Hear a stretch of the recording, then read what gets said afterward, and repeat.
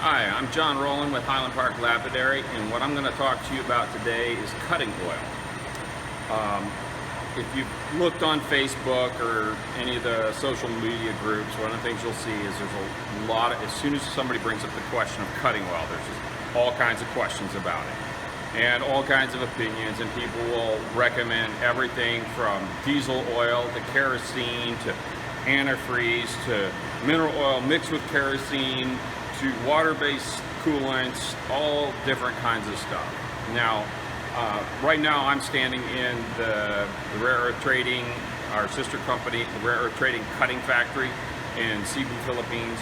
And in our saws here, we're running nothing but mineral oil.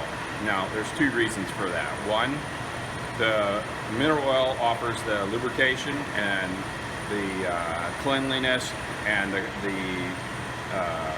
low cut pressure that you can't get with some other oils that don't have lubricity. For instance, if you're cutting with diesel, the diesel has very little lubricity to it. Now, some people will add motor oil to it, but then you're running the risk of burning your shop down. And we've had a number of customers who have burnt their shops to the ground running diesel, running kerosene. Some guys will still swear by it, but in our opinion, it's just like risking all of your investment just to try and save a few bucks on some oil.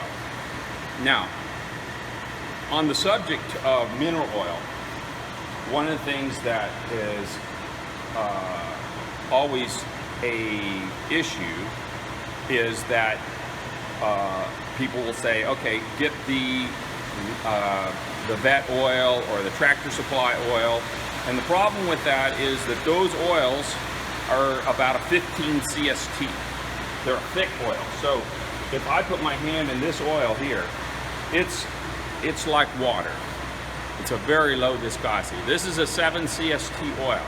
Now the difference between a 7 and a 15 is that 15, when that blade is deep into the cut, the 15 has to go into the cut and then flow back out of the cut. Well, it's double the viscosity, essentially, of a 7. So what happens is, one, it can't escape as fast. It generates friction because it's trying to escape the cut. It's trying to flush the cut. And constantly new oil's being drug in, so the net result is it doesn't flush the cut well. The pressure on the blade goes up because it's not flushing well, and the blade is not getting, resharpened. So what will have occur, like customers will call us up and they'll tell us, oh, my feed isn't working anymore. Well, 9 times out of 10, what they've done is they've gone to a cheaper oil, which isn't much cheaper, it's a little cheaper, but it's a higher viscosity. Their blade's gotten dull, and then they don't know about sharpening the blade, or they try and sharpen it with the stupid little aluminum oxide sticks, or cutting a brick or a silicon carbide wheel. We did a video on blade sharpening. You can see it in our library, but at the root cause, the blade is getting dull faster because their viscosity is thick. We run the 7 CST for a reason. One, it cleans better. So getting it off the stone is easier because it's a lower viscosity. Using the EverClean and separating is easier because it's going to separate faster than a higher viscosity. And then it's going to keep the blade sharpening. We still sharpen our blades on a regular basis in here because we cut a lot of hard petrified wood, a lot of hard jaspers.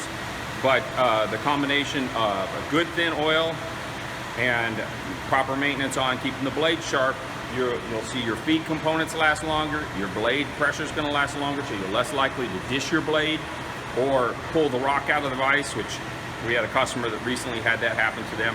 They had changed their oil to a thicker oil and ran it for a while till the blade got dull, and literally the blade pulled the rock out of the saw and kinked the blade, and all of it just because they saved a few bucks on oil. They didn't really save, because then they had to buy a new blade. Anyway, that's the rundown. We've done a ton of testing. We run it in our shop. That's all we run. The proof is in the pudding, as they say.